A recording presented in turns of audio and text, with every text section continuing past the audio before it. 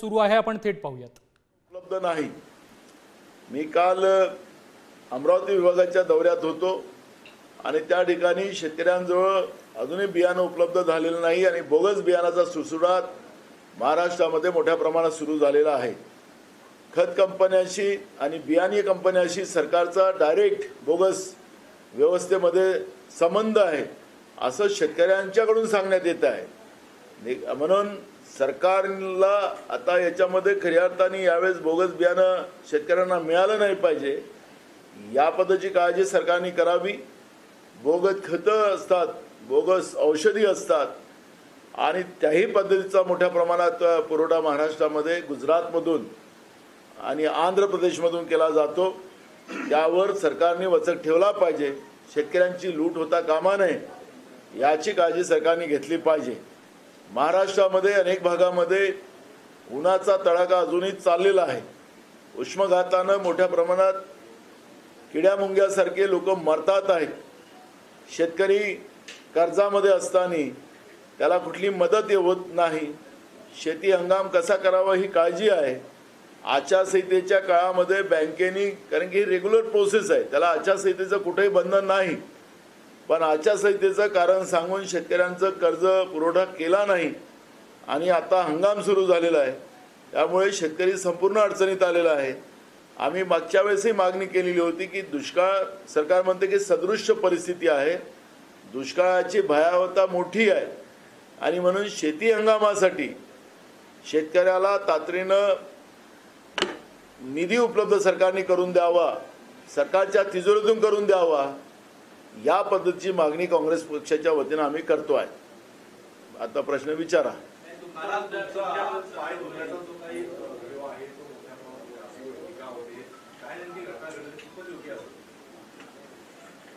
मला तो व्हिडिओ मी पाहिलेला आहे. मी काल अकोला जिल्ह्यातील वाडेगावामध्ये कार्यक्रमाला होतो. तिथंच आता वारकरी आपल्या आषाढी एकादशीच्या यात्रेची आज सुरुवात झालेली आहे. गजानन महाराजांची पालखी ही शेगाववरून निघून वाडेगावला मुक्कामानं होती आणि त्या पालखीचं दर्शन करण्यासाठी ज्या मैदानात पालखी होती त्या मैदानामध्ये मी लोकांबरोबर पैदल तिथं गेलो. स्वाभाविक आहे, चिखल होता, तिथं माझे पाय खराब झाले आणि पाय खराब झालेत तर कार्यकर्त्यांनी पाणी आणलं आणि मी आपलं वरतून तो पाणी टाकत होता, मी आपल्या हाताने धुवत होतो. आता माझ्याबद्दलचं एवढं प्रेम आता सध्या मीडियाला आहे, पण जे ईडीमध्ये ज्याचे माखलेले आहेत ते कशा अंधारात पाय धुतात कोणाचे ते माहिती. सरकारमध्ये अनेक लोक आहेत ईडीला माखलेले आणि त्या अंधारात पाय दाबतात, अंधारात त्याचे पाय धुतात, हे डोकं दाबून देतात, हे सुद्धा दाखवा ना. मी तर तिथं सत्संगामध्ये गेलो होतो, वारकरी व्यवस्थेमध्ये गेलो होतो. वारकऱ्यांना असंही अलीकडच्या काळामध्ये बदनाम करण्याचं काम या महाराष्ट्रातल्या मागच्या फडणवीस सरकारमध्येही झाला.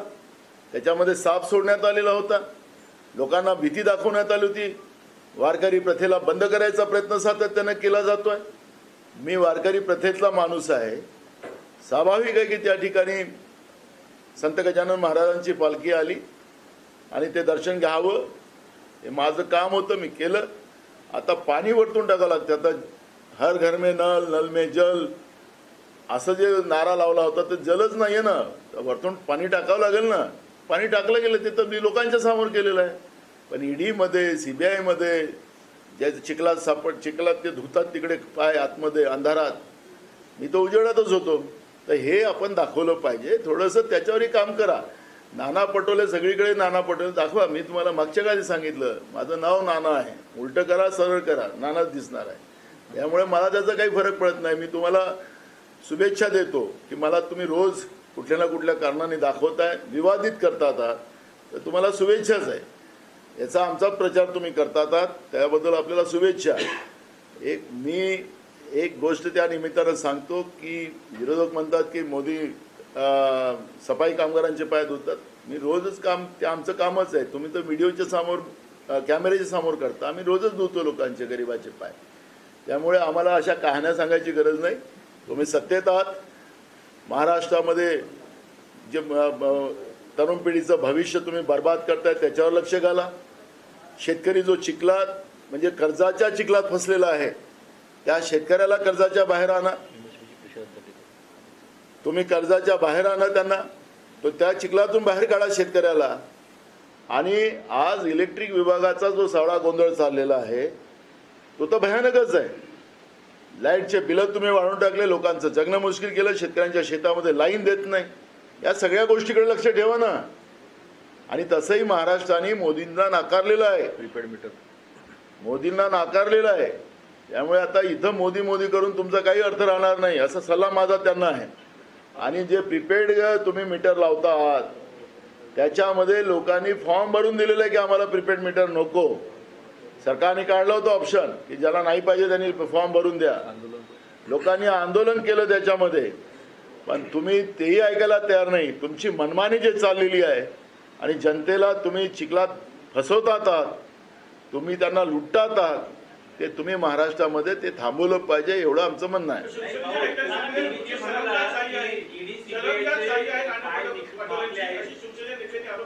काय